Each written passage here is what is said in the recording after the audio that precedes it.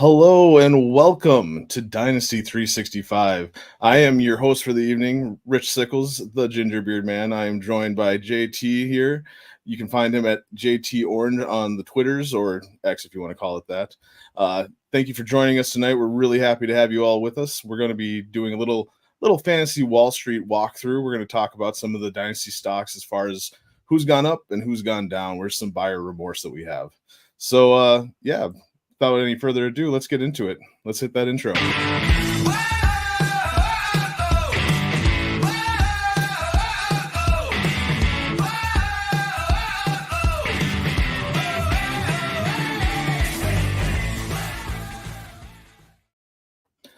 Welcome. In the words of Chris Burns, he's not here tonight. He's got some personal things going on, so you're stuck with just me tonight, and then JT is going to pick up the slack and help carry us home.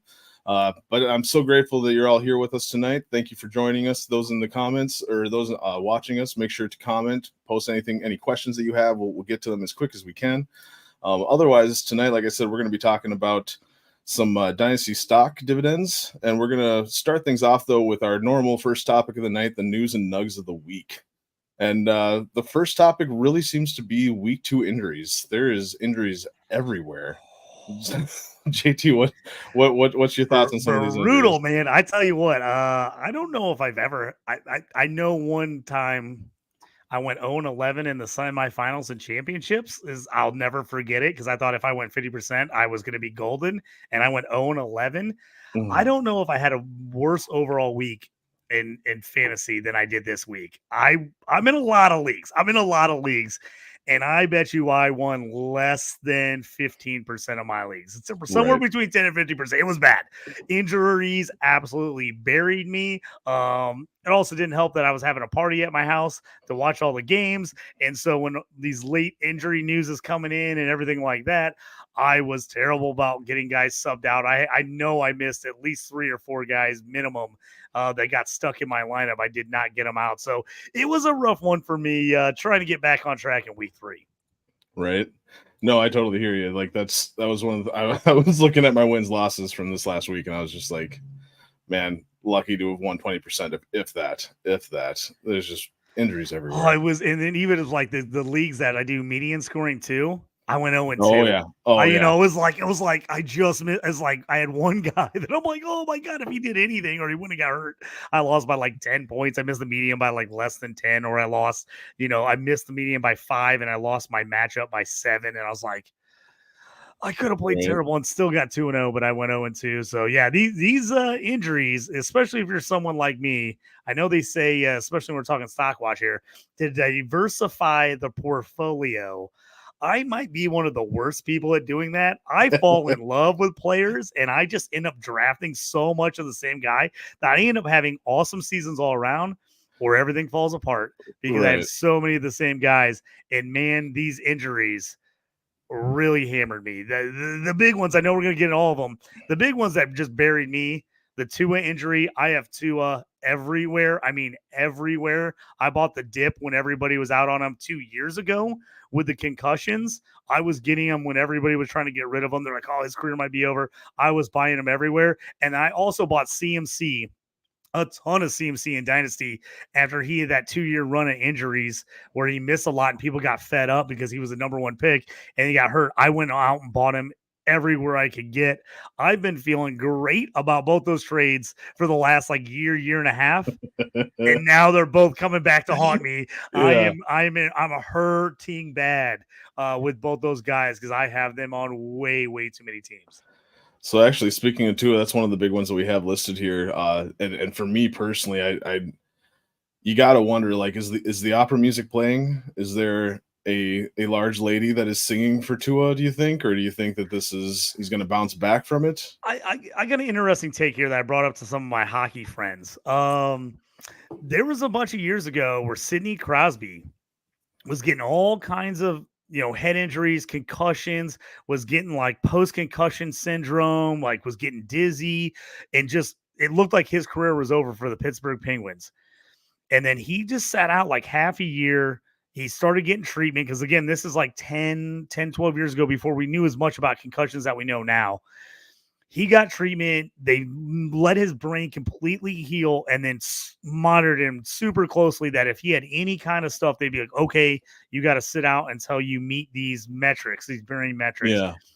He's played 6 to 7 years with almost no concussions since then.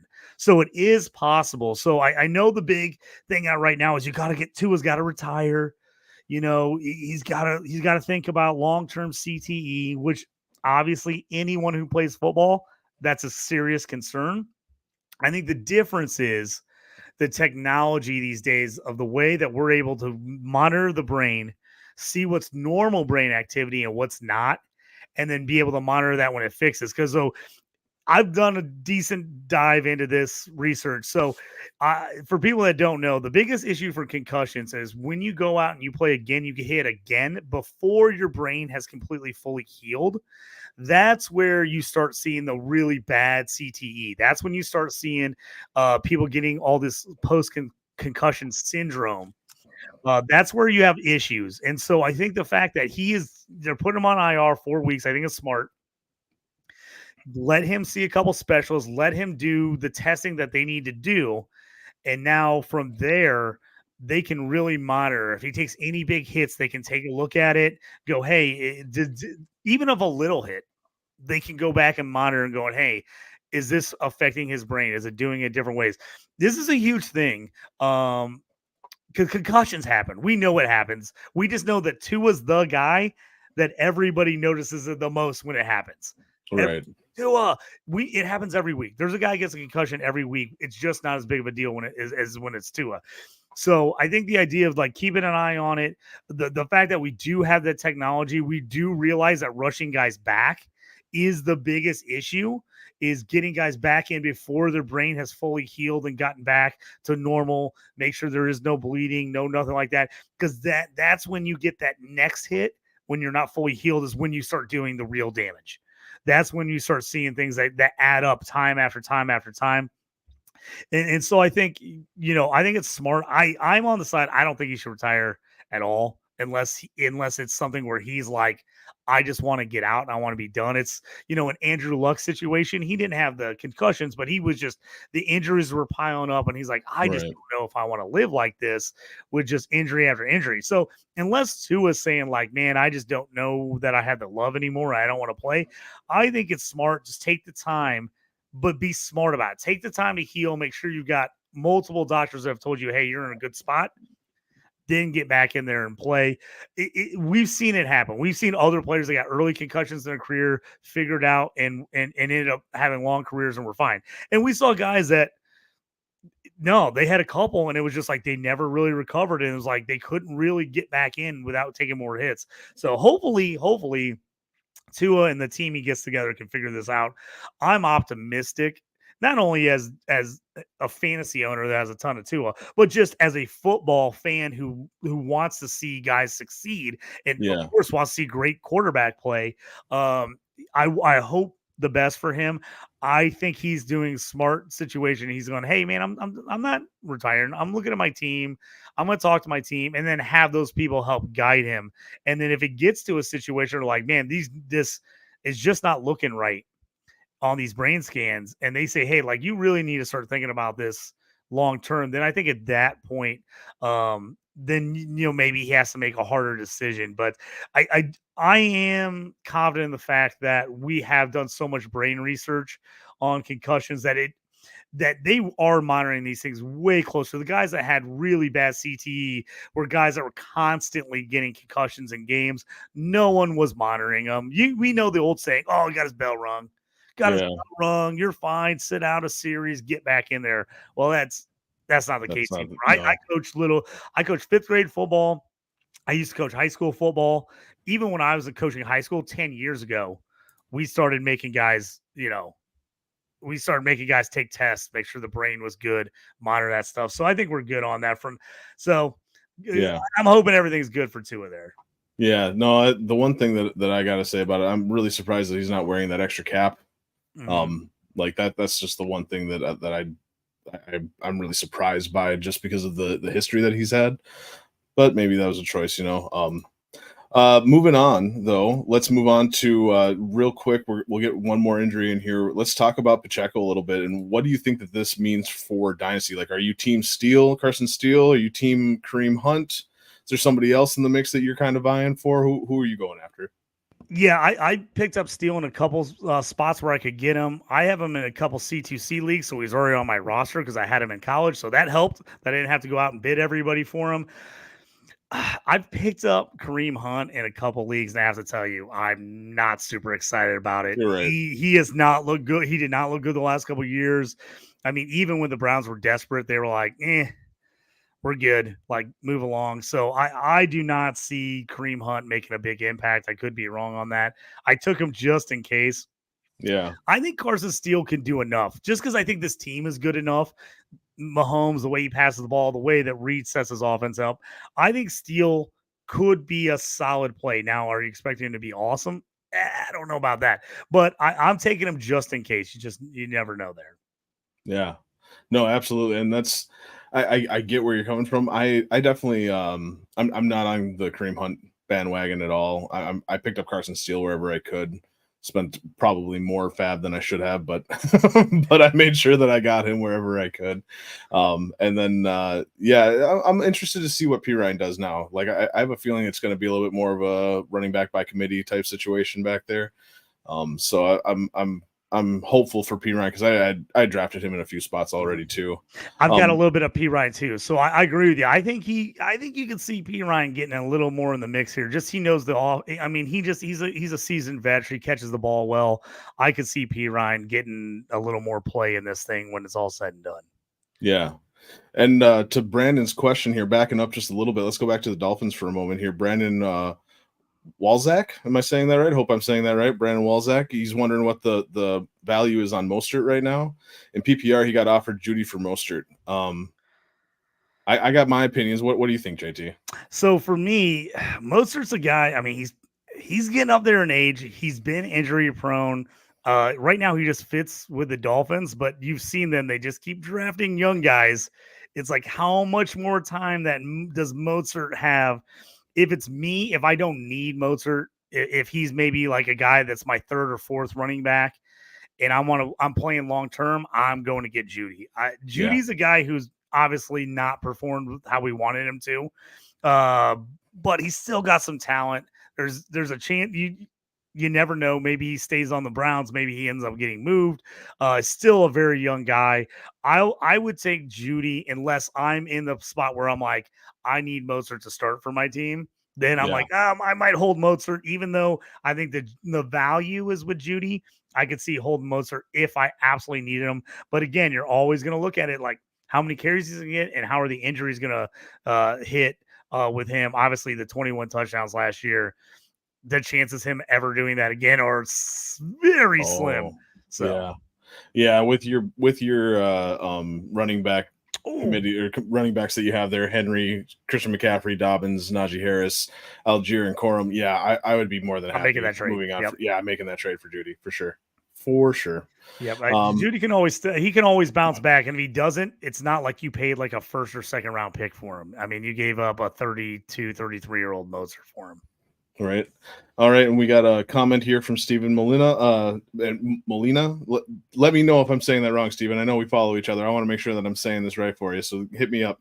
But otherwise, you said, correct me if I'm wrong, isn't the Pacheco injury the same as Pollard 2 years ago? If so, if he returns in 8 weeks, could see him not being effective the rest of the season. Yeah, I'm with you there. I think that Pacheco is going to have a really, like they're already saying that it was closer to 8 to 10 weeks than it was to 6 to 8 weeks. Or something along those lines. I saw that somewhere on Twitter today.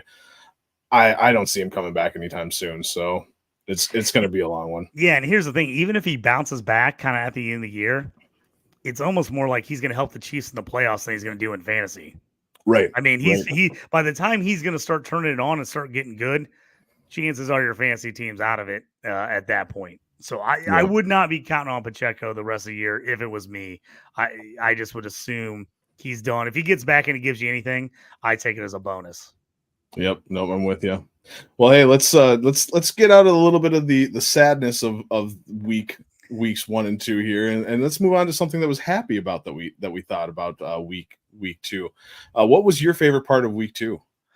For me, it's as someone who does a sports gambling show on Fantasy and Frames here, it was not a good week for the gamblers. I will say that it was a rough one, but the unpredictability of the NFL, it just never fails. It never fails.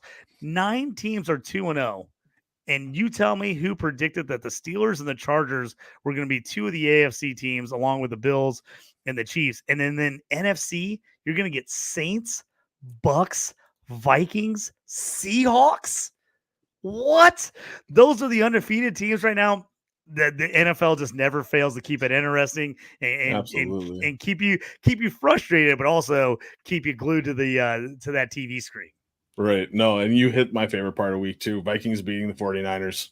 Like, I was so excited. Like, I knew there was a chance.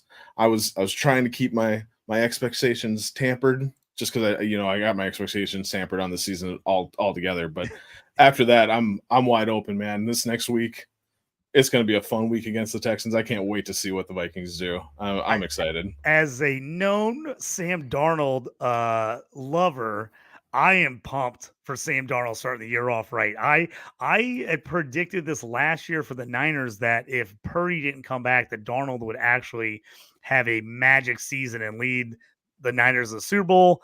Purdy ended up coming back. Darnold never got his shot. I am pumped. I hate to see the McCarthy injury. Let me just say that. Yeah, I didn't want to see JJ McCarthy hurt at all. But I am pumped to see Sam Darnold get a shot here, and I just hope he can keep this up all year. Absolutely. All right. Well, enough with the news and the nugs. I think it's time to start getting into the meat and potatoes, what we're here for. Let's talk a little Dynasty stock market.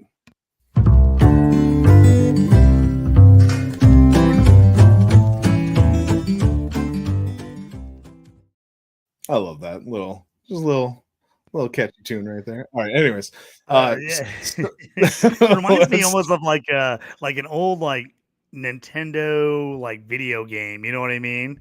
Like kind of thing, right. like a little old school. But yeah. I like it. Oh, Steven, to your question, in Dynasty, are you buying Darnold? What would you pay for second or first? If you can get him for a second, I think that might not be a bad idea. Like, to me, and this is my personal opinion on draft picks, like I love drafting. Like, that's one of the best parts about Dynasty in my opinion. Absolutely. But draft picks are there's so much like lottery tickets that you don't know what's actually going to come from them in the end of things, especially once you get past the first round. Like, it's just hit or miss. If Darnold continues on the path that he's on right now, I could see him reviving his career and everything. I think getting him for a second would be a good yeah, I think a second would be great. If you could have bought him for a third in the offseason, obviously magical, but at this point he's probably going to go more than that. If you're in like a 2 QB league and you're competing and you need Darnold, yeah, I could see giving up a first for him. I'm in a couple 2 quarterback leagues and they're like absolute pure gold. You got to have them. So if I'm a competing team, it hurts to give up that first, believe me. But if I think I have a shot to be in the mix to win it all, I could go that high. Second is probably what you're going to need to get it done. Most Superflex leagues for me, you're not getting a guy for a third unless he is like ancient, like at the very end of his rope, right. Or he's already the backup who's covered somebody who's hurt. And now you're getting him. Like, I think I got Baker Mayfield for a third in a league 2 years ago, but that's when he was like in the mix of the Panthers Rams debacle. They weren't 100% sure if he was going to start playing, and so I got him for a third. But of course, the guy, as soon as he sold to me, was like, I knew I should ask for more than a third. So I think you're going to have to pay at least a second. I'd be shocked if you could put a little combo deal together with a few other players. Maybe you don't have to give as high a draft pick, but I think you're going to have to give at least a second to Superflex League. Yeah, no, absolutely. I'm right there with you. You know, stock is up right now for Darnold. You're going to have to pay a little bit for him. So let's talk actually. Let's use that to transition here to some of our stock up players. Let's start off with the rookies. I'm going to start this one off just because I've been making you go first each time, JT. I'm sorry. No problem, man. Hey, I can go with the flow. Whatever you want to do, go bro. with the flow. That's good. But no, so for me, my rookie with the stock up is Jaden Daniels. I I was expecting big things from Jaden Daniels when he came out. I was expecting big things from him rushing wise and whatnot. I was still surprised at the week that he put up week 1, the 28.16 points. Came back to earth a little bit in week 2, only 13.44, but I believe that was a little bit more with game script. I think that they probably brought him back a little bit playing the Giants and whatnot. I don't think that they needed him to do everything that he had been doing. And I think that the rest of the season, I do believe that he's going to start to put back up those points that he had put up in that week 1 range. So, I mean, you're going to have to pay for him, of course, because stock is up, and it was already up as it was. So good luck trying to get him. But he's my guy for stock up. How about you, JT? For rookies, who's your guy that the stock is up on right now? I think Malik Neighbors for the Giants. I mean, he's already shown, everyone knows the dumpster fire that is the New York Giants right now. And he's shown that he can produce already with his quarterback playing terrible and with the team bad. He's still putting up solid fantasy. He's doing what we were hoping he would do. We're hoping like, hey, he's going to come in, be the man, dominate the targets, even if the team sucks. And here's the thing where I like Neighbors too.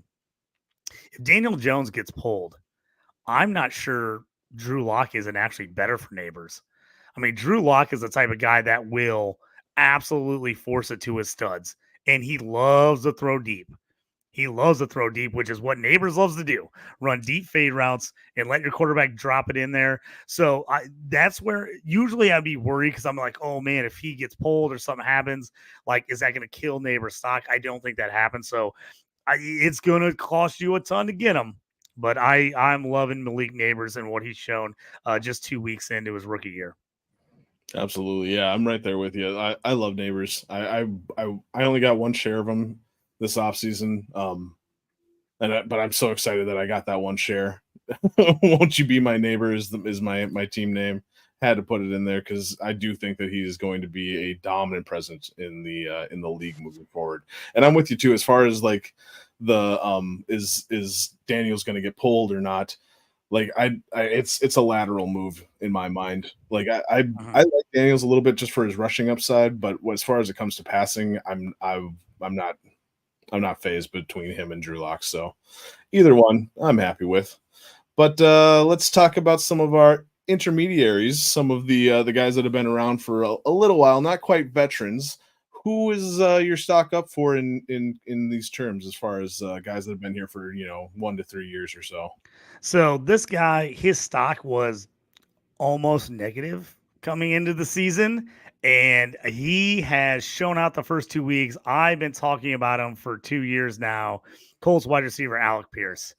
I said that AR was the guy to unlock him, and the reason was if you watched Colts games last year, like I watched Colts games, he was open so much last year, but he was just so deep, far down the field that Minshew just couldn't get him the ball, man. Minshew could not get the ball down to him. He just didn't have the arm. And I was like, you know who has the arm? Freaking AR. AR can chuck the ball.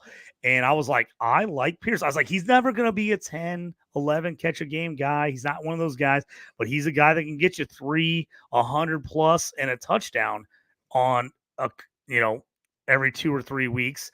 And so far, he's been able to do that. As you've seen, AR can just unleash it. And Pierce can go down and get it, man. The guy's faster than people realize. He's a guy that I thought would take 2 to 3 years to really mature coming out of Cincinnati. He just wasn't a refined wide receiver. He needed some time. And I just think AR is the perfect quarterback for him because he can just outrun guys and he doesn't have to worry about slowing down because he's not outrunning AR's arm. AR is going to get it to him. So he's a guy that I'm still finding on waiver wires, still available. People still don't believe. I know it's going to get a little bit hairier as Mitchell gets involved and Downs gets out there. But Pierce right now is so cheap. He is so cheap. I'm making moves for him, especially in any league that I have Anthony Richardson. I want that stack if I can get it because I know if it hits, it's a home run. Now, I might eat it some weeks, but if it hits, it's a home run. So I'm up on Alec Pierce. Yeah.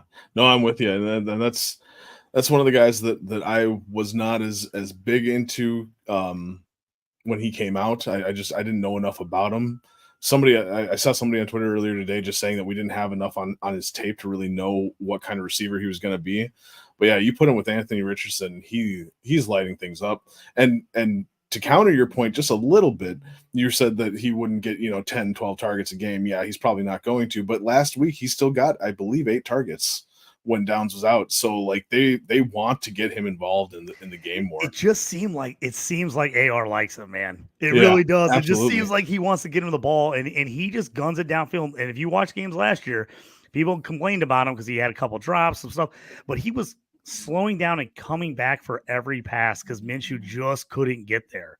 And now he doesn't have to worry about that. He just keeps running. He's like, I don't need to slow down. It's going to get to me. He'll get it here. I gotta go faster. Yeah, exactly. And so I just think it's that right timing of him coming into year 3, really kind of ready to break out, and then pairing him with the right quarterback for him, which is AR, a guy that can really get the ball downfield. Yeah, nope, I'm with you. Real quick, I'm noticing that at the bottom of our screen, we have a special that's going across. We have Underdog special offer for those of you that are listening to us instead of watching us. You can use promo code FRAMES and get your deposit matched up to $1,000 on Underdog right now. So just throwing that out there. That's a pretty nice little spicy one. I right. I'm going to have to jump on that when I get off the show. All the fantasy frames, guys. Yep. No. All right. As far as for me, for my intermediate, this is kind of a chip in. I didn't really dig too deep on this one, I'll be honest, but I was surprised. I'm not surprised by how well Rashee Rice is playing, but I was surprised by how much of a dip that he took this year, just because of all the legal issues and whatnot. And that's gonna happen. The legal issues are coming whether we want it to or not. But he's still a top receiver. He's one of the most electric receivers in one of the most electric offenses in the league, and he's averaging around 18 points per game right now.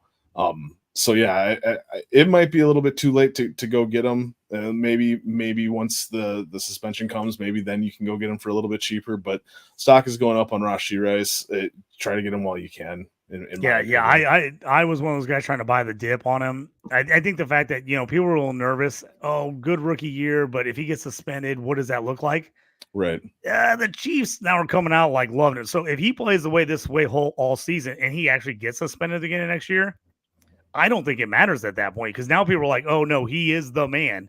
He's got 2 years of being an absolute stud. He's not going to lose his position, even if he sits 2 games or 4 games next year. If you didn't buy the dip this year, I think there will probably be a little dip next year if the suspension comes down. But man, I can't see it being very much though. I agree with you. I'm on Rice. I like Rice a ton. I think he's proven himself in that offense. Absolutely, yeah.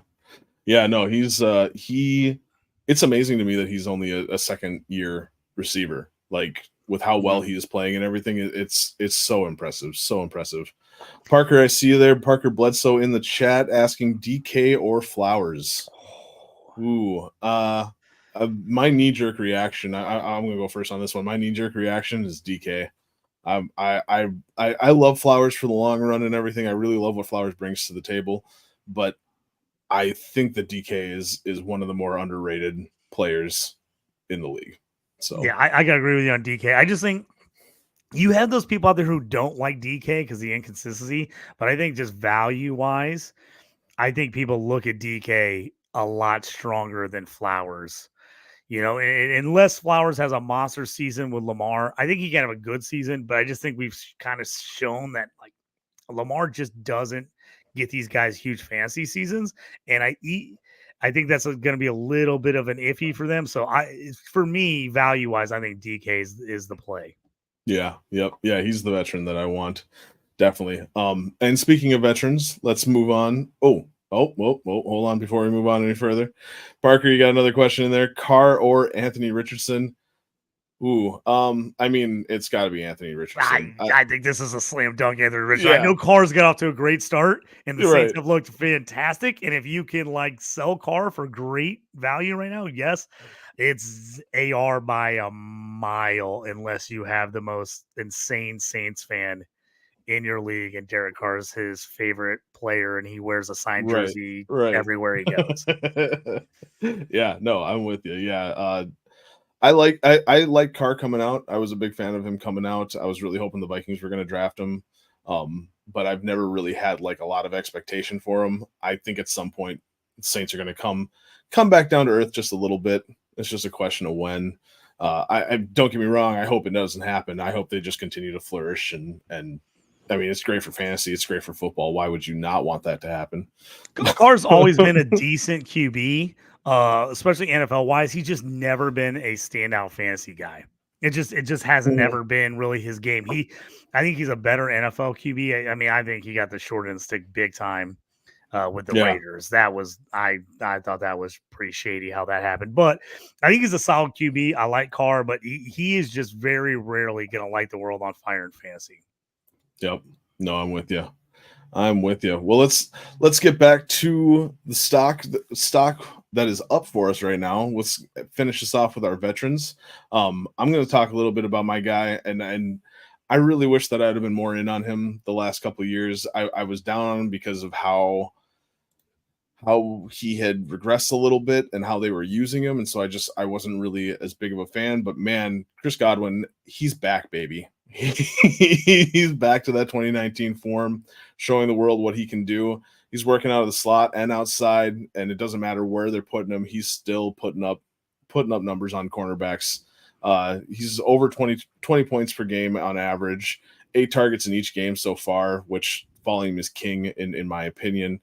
That's some good volume right there. That's some good consistency right there. So I'm all about Godwin. How about you, JT? I like Godwin, man. Godwin's nice. I agree with you. I missed out on him when everybody else was out on him. I was kind of out on him. It's absolutely murdered all my Cade Otton stock.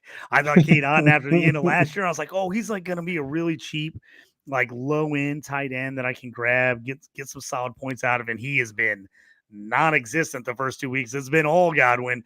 But I think Godwin, like I said, he is a lot younger than people realize he is. Like, he just is that guy who feels like he's been in the league forever. So you're like, was he like 33, 34? And you're like, he's still in his 20s, man. Like, he's like, right. So if you can get Godwin and you have someone who, is willing to sell it because they think he's peaking now, this might be a good time to try to go grab it. It's going to cost you something, but if somebody thinks he's peaked and this isn't going to maintain all year, then maybe you can get something for you can get him for something nothing too crazy, hopefully. Yeah, no, I'm with you. Yeah, Godwin was the I remember watching, like, I've always watched the Combine. It's always been one of my favorite events to watch every year. And love it. In particular, the Gauntlet is like one of the things that I love to watch the most. And when he ran the Gauntlet, I just remember being just like jaw drop. Wow. Like, he crushed that. And he's just shown ever since then that he's meant to be in this league. You know what I mean? Yeah. Like, yeah. It's funny that you brought up the Gauntlet because I'm gonna transition you into your next guy here. Yeah. When I went to the Combine this year and I watched the wide receiver gauntlets, Troy Franklin just plummeted on my list. Watching him run the gauntlet, it was terrible. He was weaving in and out everywhere, and that's where Keon Coleman went up on my list. I was like, I don't care what 40 time he just ran. He smoked that gauntlet drill. He ran that as full speed the entire time and caught every ball whilst going right down the line at full speed. That's a guy who plays different when the game is on the line as opposed to just running a 40 time. So that was a big one for me. I'll just throw in my vet stock up for me is David Montgomery, Lions. Everybody's waiting for him to die. They're just waiting for him to die off. They're waiting for him to get old. They're waiting for him to go away, and he just doesn't. The Lions love him. I like Monty. Monty's a buy for me if I can go get him because people are just like, oh, eventually Gibbs is going to get everything. I've got Monty all over the place, and I play him. I just think he's going to be a part of this team unless he's hurt, which is the only time he's killed you in fantasy. He's been consistent. He's been a nice piece, especially on the Lions. So Monty's my guy, but we'll get away from him. Let's get into the rookies. Our stock down since I set you up there with Troy Franklin.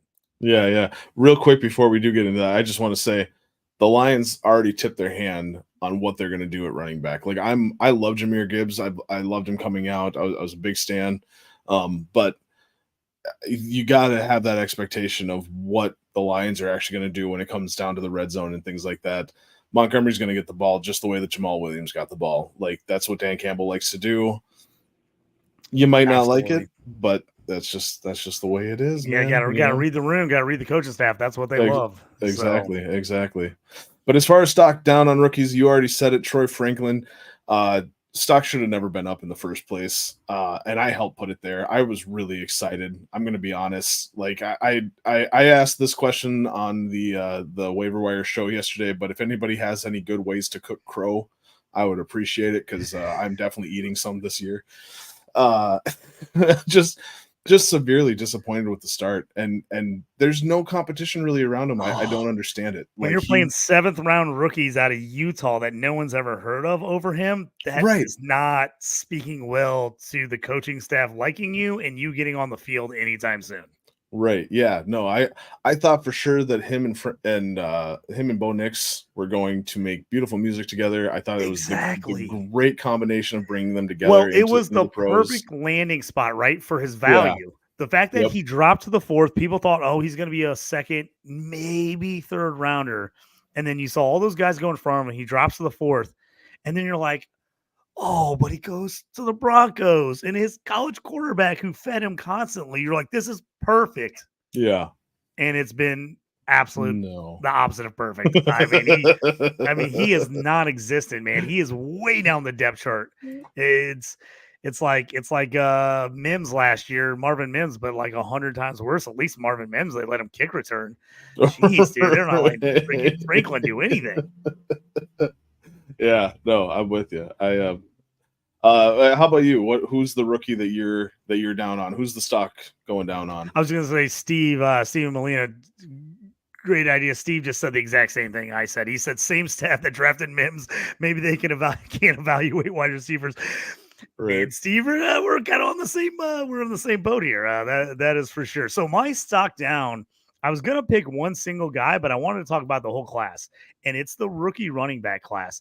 This was a class that kind of got dogged, coming in. Everybody's like, they're not that great, blah, blah, blah. Like Brooks, but he's got an injury. I was a big Trey Benson guy. He was my number one the whole time. I think the stock down on every one of them, and here's why. We've had tons of injuries. Not one of them have been where one of the rookie running backs is sitting behind him to take the spot. So it's just like, it's even more frustrating because you're like, oh, he's right there. But then the spots where they're not at, we're getting like free agent pickups off the street because there isn't anybody behind them. So I think the stock's down. If you like some of these rookie running backs, I think these next couple of weeks might be a little bit of a buy window. You might get some people get a little frustrated. We're like, I thought he might see a little more time. And I think some of these guys are going to see a lot more time as the year progresses. Now, you just got to get those people in your league that are little, they get frustrated and they bail early. So I still like Trey Benson. I still think he's a long-term play. I said at the beginning of the year, Cardinals are going to use James Conner as much as they possibly can this year. And then Trey Benson show. I still like Ray Davis a lot for the Bills. He's shown some nice work. James Cook's playing out of his mind right now. I mean, what are you going to do? You're just going to play. I like Ray Davis a ton. I've probably talked him up almost more than anyone this offseason. I think he's a great fit for the Bills. But, heck, I have to be honest. I'm not a James Cook guy, and James Cook's look great. Like, how you can't take him out. So, and then Marshawn Lloyd, you thought, all right, this might be a good spot for him. Well, he's one of the guys hurt. So it's like, okay, he's on IR. I still like him going down the line. But, again, you got these people like, he was hurt a lot in college. Is this going to be a continuous thing from him? Blake Corum, another guy I like, just hasn't got money touches yet. So if you still are in on some of these rookies, I think now's the time to buy because I think the stock is down on all of them. Just because 2 weeks in, people are really having a problem saying like, where are these? They can't see it. They're like, where are those handoffs coming? How many carries they're going to get? Because right now it looks terrible. It looks like they're not going to get any. So if you like some of those guys, this is my class. Now's the time to start looking at maybe buying those guys because I think about week 7, week 8, I think they're going to start getting a little more in the mix, and then it's going to be a lot pricier for those guys. Yeah. Yep. No, I'm with you. I love the framing too, as far as like the stock is down, buy them now while you can, because people will get frustrated quickly. Like that's just something that happens. It's tough to stick with it. I'm doing my best to stick with it with Jalen right now. Like He's another one because like you've already seen it. The injuries are piling up, and it's like, yeah, okay, well, he didn't get a lot of carries, but he could, and people forget, man, these guys are rookies. They're yep, still learning the system. I've seen rookies literally be inactive the first 4, 5, 6 weeks of the season and then crush down the stretch right. once they finally kind of figure out and they work their way into playing time. And injuries Pacheco. always have something to do with it too. So, I Yeah, mean, if Mozart continues to be banged up, A-Chain, there's not, I mean, just because Wright didn't immediately get in, I can't be off on Wright. I got to think that he's got to have a shot that later on the year, he's going to be in the mix for the Dolphins. yeah, yep. No, I'm right there with you. What about some of these intermediate guys? The guys that have been here for they're not rookies, but they're not quite veterans yet. Whose stock is down for you in that group? This guy, I think his stock's been down for a while, but he was the first guy that came to mind when I was thinking about it, and that's Christian Watson for the Packers. I just Yeah, don't believe in him.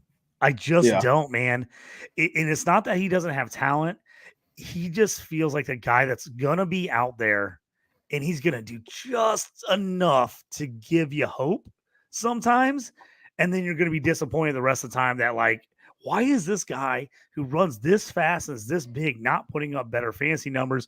And you see Jalen Reed, they're getting him the ball. I mean, they're yeah, figuring out ways to get him the ball where Watson's like kind of seems like an afterthought. So I don't think he's a bad player. I'm just out on the fact that I just don't think he ever becomes like a really fantasy relevant guy that you have confidence every week and you're like, bam, he's a starter. Or he even bam, he's a definite flex play. I got him yeah, on a couple teams, and I only am playing him because I'm like looking at who else I got, and I'm like, Watson could get a long touchdown or could at least get a touchdown. They threw a short one to him last week. I'm like, I mean, even what do you have 2 touchdowns? But he had 2 catches. It was like 13 yards or something. It's like you're just like, I feel like you're gonna get a lot of that with him, where it's just disappointment. And I'm ready to get off that train if I can. If I can find somebody else that wants him and he can get a big game coming up here, I would love to sell Christian Watson if I can. yeah. No, I'm with you for the most part. There's a little bit of hesitancy with me, and maybe it's more about trying to buy him low because stock is down right now. If you like him, I think it might be a good time to go get him. If you like him, I really do, because Yeah, I think people have been down on him for a while, and he hasn't done a lot to totally change those people's minds. So I think the people like me who are already down on him, if you think he's yeah, got a shot, which I mean, dude, he did come from a small school. He does have crazy athletic ability. There is a lot of upside there to him, but you got to buy him from me right now. A guy like me who's just like, oh, I just don't know if I can take him anymore. If you're willing, because you're going to have probably pay way less than I had into him. exactly. Yeah, So if you're like, it's worth a shot, it's worth taking a chance on, I can absolutely say, hey, if you're going to get him, I could see you saying, yeah, man, I'll shoot. This guy hates him. I'll take him. yep. Nope, I'm with you. I'm on that. Yeah, absolutely. That's how I'm looking at it anyways. I think it was Bob Harris before the season started. He was talking about, we had him on the show and he was talking about oh wow, and now I just completely forgot his name. The gentleman that we're talking about, Christian Watson. Watson. Thank you. Yeah. But no, he was just saying how he's a buy right now just because his value is so low and everything. So yeah, no, I'm with you on that. If you got space on your bench and you're not contending, maybe throw a flyer at him. Yeah, he's a decent buy, I think, if you're willing to take him from a team that is kind of sick of him, which is crazy because the fact that I'm out on Watson and up on Alec Pierce is kind of freaking hilarious. But because they're very similar players. I mean, they're very similar players. Hey, I tell you what, if Christian Watson was on the Colts, right, I might feel a little bit differently about it. Not that I don't think Jordan Love's a good quarterback. I just think he fits the AR chucking it deep mold better. as well. So I think, Love is very much better. Like he's pinpointing guys, he's finding the open guy where, you're going to get a lot of just chucking it deep and let's go play and hey, just outrun that guy, out jump that guy, which I think is good for Watson. I just don't think the Packers want to necessarily play that way. Right. Nope, I'm with you.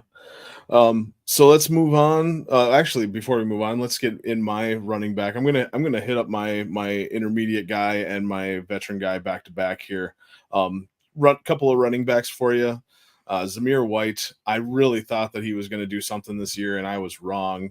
I mean, you look at what he's doing. He's still getting a majority of the snaps, but it's just horrible efficiency. 3 yards per carry. Like he's just not doing anything. And I honestly believe, and this is coming from a Vikings fan that loathed Alexander Mattison last year. Like I was so out on Alexander Mattison all year long, but it really does feel like it's just a matter of time before Mattison takes over. He's much more efficient at running the ball. Mm-hmm. He's just as good at receiving the ball. He's got 2 touchdowns on the year already. Like I don't see anything holding him back other than maybe there's a little bit of coach trepidancy with the fact that they put Zamir White as the starter and everything. So we'll see how long it takes, but I do think Mattison takes over. Do you have something? No, I agree with you. I think Mattison takes over. Like it feels like this coaching staff likes him more. Like when the games are on the line and it's important downs, Madison's in there every time. Like they'll put White in there for a couple carries early on and stuff, but it seems like when it's important and they're really like game is on the line, Madison's the guy that's in the game for them. So I agree with you. I wouldn't have thought I would said this at all either because I was absolutely out on Madison last year. I didn't want him anywhere. I just thought it wasn't going to work in Minnesota. But I think I think Madison ends up getting this job. Even if he doesn't win the job full time, I think he's the guy you want if you're going to have one of these running backs. Absolutely. Yeah. No, I'm with you. As far as my veteran goes, sticking with the running backs, Gus Edwards stock has gone way down. I mean, I shouldn't have had the stock shouldn't have been as high as it was, but there was a lot of expectation with Gus Edwards as far as being the guy there with Harbaugh being the coach and everything. We really thought that he was going to get a lot of carries, but it's J.K. Dobbins season, baby. Like, didn't see that coming, and I'm so happy for him too. Like, I'm more than happy to be wrong on Gus Edwards because if that means that J.K. Dobbins is actually going to make a resurgence from his injuries and be able to recover and everything, I'm all on board. Like, I'm just happy for him, and really that's what it comes down to. Is I think Gus Edwards would still be able to put up numbers if he was given the opportunity, but he's just not going to get the opportunity as long as J.K. Dobbins keeps doing what he's doing. Yeah, Dobbins has been phenomenal. And I have to say, I just kept giving another swing at Dobbins every year, another chance. And this was the first year I bailed completely. I traded him. I dumped him. I didn't draft him in leagues after I was still last year. I was taking him at value. I was taking him in Scott Fishbowl. I was taking him in all my redraft leagues. I'm like, this is the year Dobbins. And this is the first year I was like, man, I had a buddy. We were in a league. He was like, I think we should go Dobbins. I was like, man, I just don't think it's going to happen. I'm happy for him, man. It's been great. Hopefully he can stay healthy because that's what the Chargers need. He's looked fantastic, but as long as he's looking decent, I think you're right, man. I think Gus Edwards is going to be super limited moving forward unless something happens to Dobbins. Yeah, absolutely. Yeah. Yep. And real quick, your veteran do you have a Yep. So my veteran, and I've been out on him for a while, and I think I saw last week after I, scrolling through Twitter, a lot of other people are out on him, and that's Deshaun Watson, quarterback, Cleveland Browns. Oh, yeah. I have said since before last season, I was just like, I think I was like, can he be an okay NFL quarterback? Yes. Are you getting Deshaun Watson, Houston Texans from 3 years ago? That was a top 5 guy. That guy's never coming back, and I've said that. We are not getting him again. It's not gonna happen.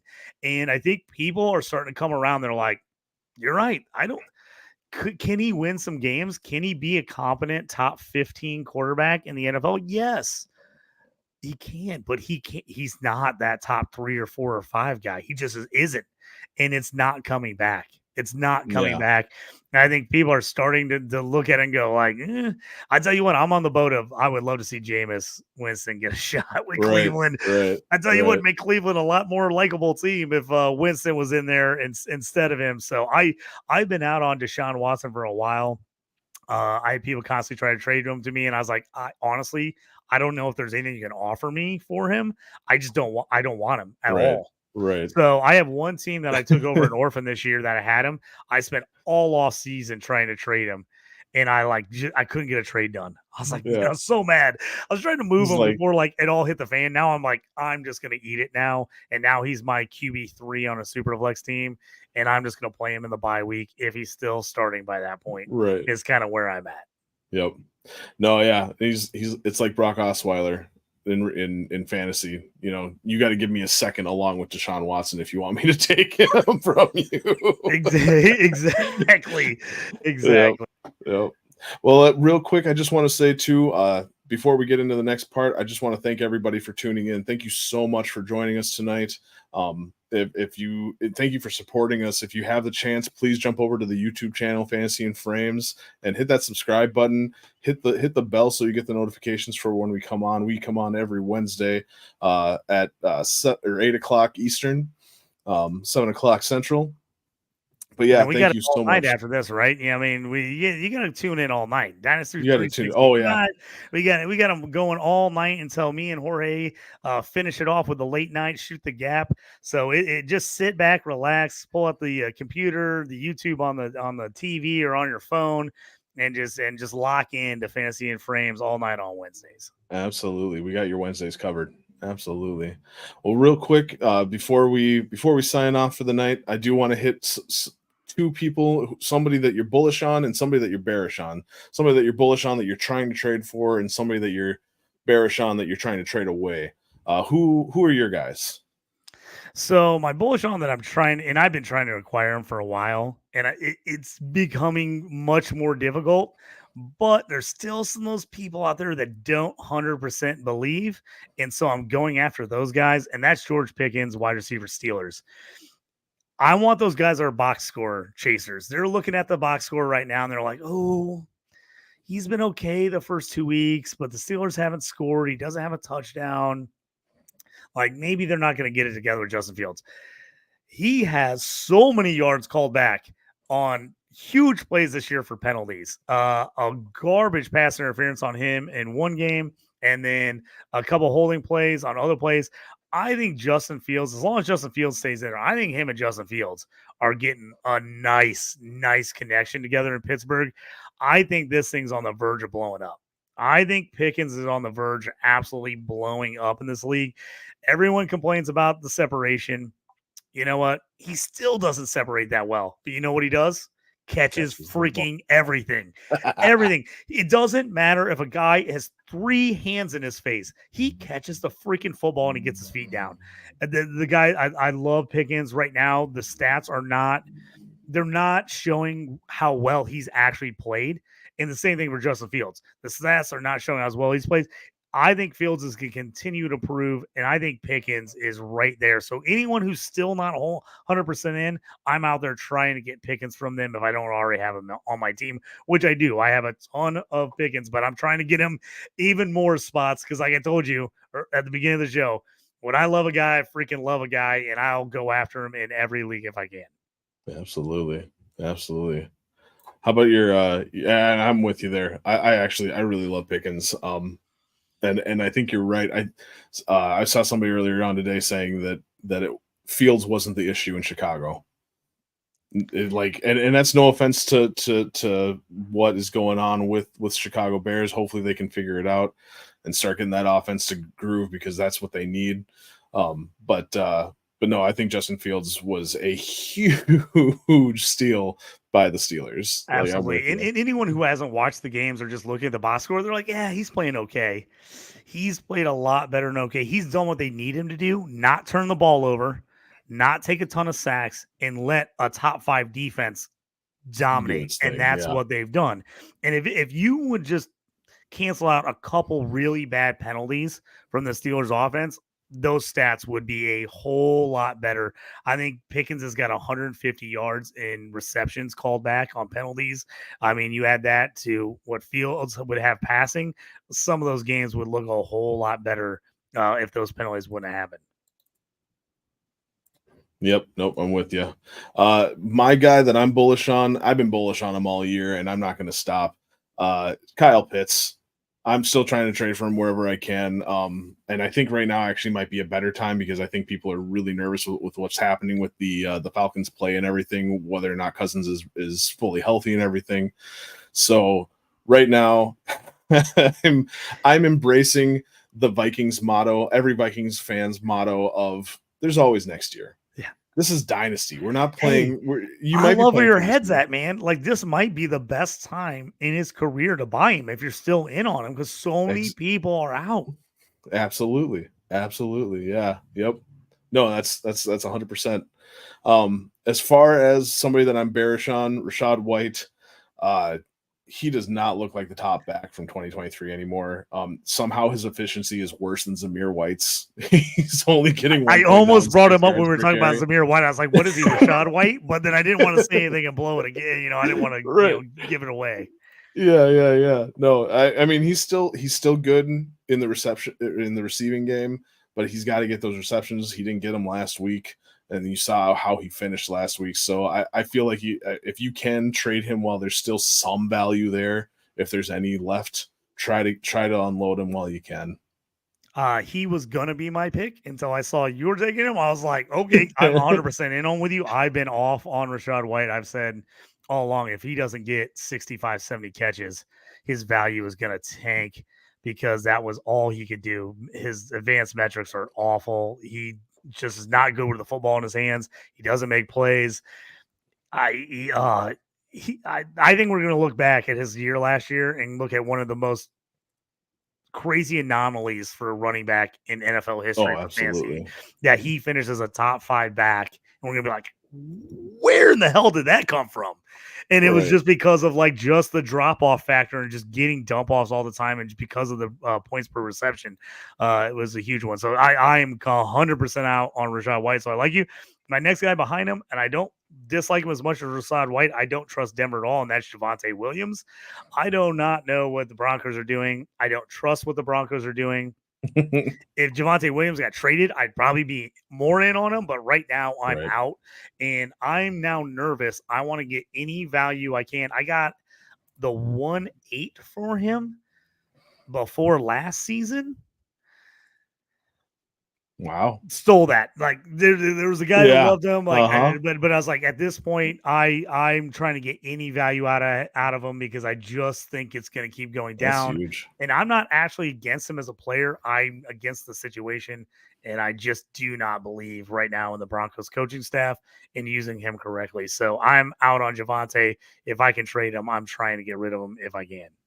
Absolutely. Yeah, no, I'm with you there. It makes me sad. I really like Javonte Williams, but yeah, no, I loved him coming out of college. I thought that was a great landing spot in Denver, and I just feel like it hasn't come together. Slightly worse and worse, and then he got the injury, and it's just been a bad situation. He's a guy I would love to see end up in a new spot at some point. No, absolutely. Well, and that is our show tonight. Thank you everyone for who watched and is listening along with us on YouTube, on Twitter, X, your favorite podcast platform. Be sure to follow us on Twitter and X. I'm at Rich Sickles GBM. That's at Rich Sickles Gingerbeard Man. And you can follow JT on X at JT Orange. Again, JT Orange. As far as the rest of the night, be sure to follow. Actually, visit the website too, fantasyandframes.com. Be sure to follow us, subscribe to the YouTube show where you can, and consume all of your favorite podcasts. And Rich, before you shut this one down, I'm going to just answer this one real quick. It said, would you trade Rachaad White for Brian Robinson in Dynasty? I would. And I'm not a big Brian Robinson guy. I would take Brian Robinson, and you might be able to sneak out like a third-round rookie pick with that because Rachaad White's value is higher right now. If I could push it a little bit, I would. But if you end up having to go straight up, I'd actually take Brian Robinson. And I tell you, I'm not a huge Brian Robinson guy, but I like him better than Rachaad White right now. Yep. No, I'm with you. Yep. Be sure to stick around after this. We got Fourth and Frames for your redraft content. And then like JT was saying earlier, Shoot the Gap for your IDP content will be coming on later tonight. And also tune in Tuesdays where you can find me again on the Waiver Wire show along with the rest of the group. Again, thank you so much to all of our viewers and listeners. Thank you for joining us. Yeah, be sure to subscribe and catch us next week. Thank you so much. Thanks, guys.